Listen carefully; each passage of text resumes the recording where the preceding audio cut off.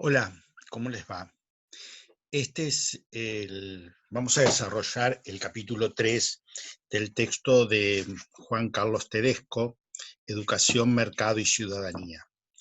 En este texto, Tedesco desarrolla la transformación de los sistemas educativos en América Latina en la década del 80 y los 90. La década de los 80, señala el texto, está marcada por profundas transformaciones en América Latina, regresivas, la deuda externa, el peso de la deuda externa, el deterioro y el aumento, el deterioro salarial de los sectores de los trabajadores y las clases medias, el aumento de la brecha de desigualdad y la profunda crisis de la deuda que se expresó en muchos casos en conflictos como la hiperinflación en Argentina, Brasil, Venezuela y otros países, y los conflictos sociales. A partir de los 90 se produce una reestructuración de los sistemas educativos en las transformaciones básicamente entre el Estado y los sistemas educativos, y en general, en el caso de América Latina y particularmente de la Argentina, estuvo marcada esas transformaciones por las perspectivas de los organismos internacionales, como por ejemplo el Banco Mundial. En el caso de la Argentina, esto no está tan desarrollado en el texto de Tedesco, pero sí es necesario pensarlo, las transformaciones de la década de los 90, como la descentralización o transferencia de los niveles educativos secundario y terciario a las provincias, estuvo marcado por recomendaciones del propio Banco Mundial, incluso con los acuerdos crediticios que dicho banco permitía para transformar estos sistemas. A su vez, también promovió los sistemas de evaluación de la calidad. En la Argentina los primeros operativos se hicieron en el año 93 y 94, y transformaciones también en el sistema de educación superior, ¿no? La idea de arancelar, la idea de hacer restricciones al ingreso, bueno, una serie de ideas que fueron muy fuertes en el debate educativo en la década de los 90. En general también se apeló a pensar el Estado de otra manera, más bien desde el principio de subsidiariedad, en el sentido de que las unidades menores se encarguen de la educación, y que las unidades mayores están, como el Estado Nacional, deben dedicarse a menos cantidad de cosas. Eso fue un elemento muy importante. Tedesco señala dos perspectivas de análisis en América Latina. Una fue la de CEPAL UNESCO, a través de un documento de educación y conocimiento, eje de la transformación productiva con equidad, y el otro fue la perspectiva del Banco Mundial y de otros organismos financieros internacionales, más vinculado a la idea de subsidiariedad y de desregular el sistema educativo, es decir, modificar sus regulaciones tradicionales e introducir ideas de descentralización y autonomía de las instituciones educativas. En los sistemas educativos latinoamericanos, la aplicación de estas políticas no fue tan homogénea, porque depende obviamente de la historia de los sistemas y de las características de sus regímenes políticos.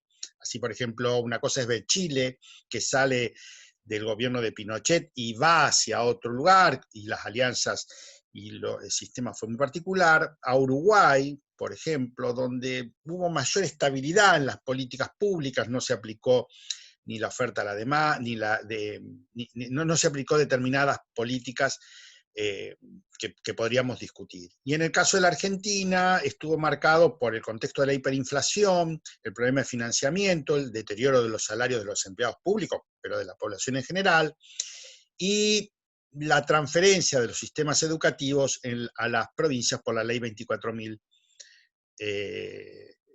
por la ley 23.049 y la sanción de la Ley Federal de Educación, en donde se discutieron muchísimas cuestiones que hicieron a la agenda educativa de ese momento. El rol del Estado, la aparición de los sistemas nacionales de evaluación de la calidad, las políticas de focalización a partir de vincular a políticas de ayuda a los sectores sociales más desfavorecidos, el plan social educativo, y el problema del financiamiento, ¿no? Eso no hay que olvidarlo, que el tema del financiamiento en este proceso es muy importante.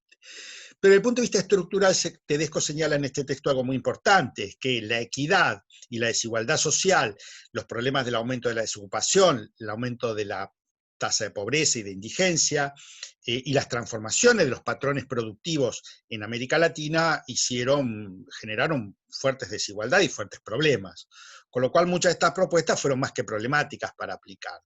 Y las prioridades de las políticas públicas fueron otras, la gente que se quedaba sin trabajo.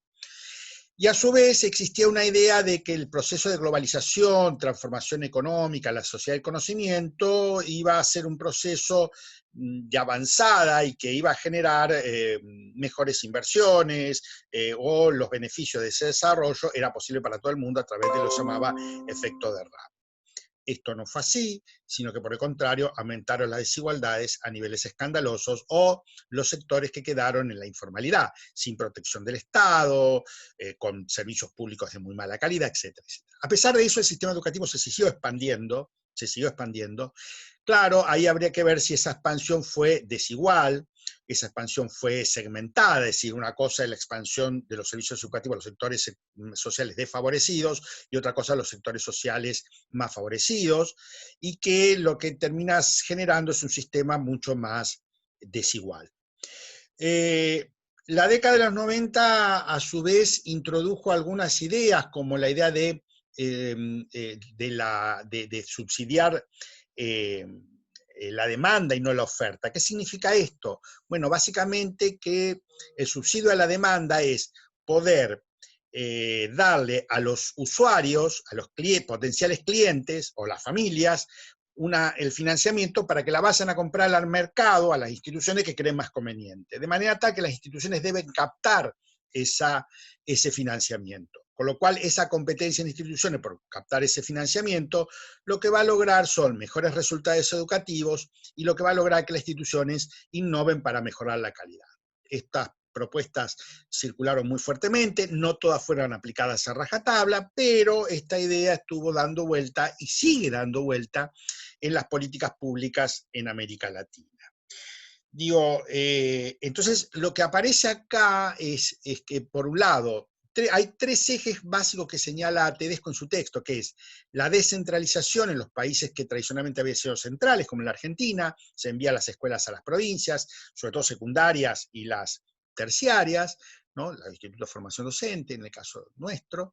El Estado central define objetivos generales, ¿no? Criterios generales de política. Esas cosas no son difíciles de acordar, esos consensos, pero las implementaciones son difíciles porque ahí empiezan los actores a demandar, aparece una fuerte corporativización de las demandas, básicamente el sector docente. Esto no está mal, pero expresa, ¿por qué? Bueno, porque se deterioran los salarios docentes, porque el sector docente se siente agredido, porque las políticas lo arrasan o directamente no los consideran, y entonces son los que empiezan a demandar las huelgas, empiezan a demandar mejores condiciones y empiezan a discutir con el gobierno las políticas públicas.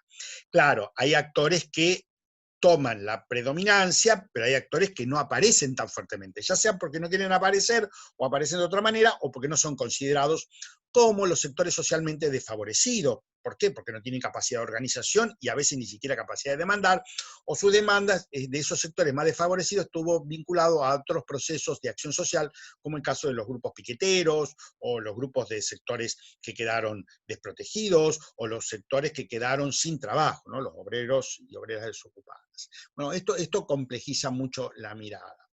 En segundo lugar, aparece muy fuertemente en América Latina y particularmente en la Argentina reformas curriculares, los CBC, reformas curriculares que son muy fuertes y que tienden a introducir innovaciones en materia curricular, nuevos contenidos, nuevas ideas, la idea de las competencias, bueno, que es necesario mirar y analizar. Y en tercer lugar, la tercera innovación muy fuerte que sí hay que tenerla en cuenta es la introducción de sistemas nacionales de evaluación de la calidad, ¿no? La CONEAU en el caso superior, pero los sistemas nacionales de evaluación, no solamente las pruebas PISA, sino anteriormente ya en el gobierno argentino los operativos nacionales de evaluación a partir del año 94, 95 son los primeros operativos. Los gobiernos no usaron estos operativos de la misma forma, porque la evaluación, la pregunta es ¿para qué? ¿No? Uno puede evaluar para beneficiar a aquellos que salieron mejor, rankear, uno puede evaluar para ver dónde están peores las cosas y mejorar, uno puede evaluar para premiar o castigar, uno puede evaluar para distintas cosas. ¿Sí? Hay una gran pregunta, es ¿para qué? Y otra cosa es que estos sistemas de evaluación son costosos. Y por último, Tedesco se hace una pregunta interesante en el texto de un déficit de sentido que generó todo este proceso en América Latina y particularmente en la Argentina. Y creo que ese déficit de sentido es interesante, porque si la idea es que todo lo que viene o todo lo que está asociado a la burocracia, sistemas rígidos, un sistema educativo muy verticalista, muy homogéneo, lo consideramos que es inútil, que no sirve, pero por el otro lado el futuro que tenemos es incierto, no sabemos cómo va a ser, las transformaciones son muy radicales, los problemas que se generan es, dice Tedesco, un déficit de sentido. Y eso me parece que es un aspecto muy interesante para ver, porque ese déficit de sentido nos obliga a pensar, ese déficit de sentido está marcado y nos obliga a pensar que lo que está borrado es el problema de lo pedagógico. Digo, ¿qué enseñamos? ¿Cómo lo enseñamos? ¿Para qué lo enseñamos? Y en lugar de la docencia como profesión, la docencia como oficio, la docencia como trabajo, como le quieren llamar, nos obligan a pensar fuertemente si las políticas públicas esto lo tienen en cuenta o más bien es una variable más sin considerar, cuando en realidad debería ser la variable más importante. Me parece que el capítulo 3 es un capítulo interesante para repensar y reflexionar sobre las políticas educativas de los últimos 20 o 30 años en América Latina. Me estoy quedando con un periodo que son los últimos 10 o 15 años, donde ahí hubo respuestas para enfrentar estas políticas, pero algunos de los interrogantes todavía siguen siendo interesantes y todavía nos siguen llamando la atención y debe seguir permitiéndonos la reflexión en materia de políticas educativas.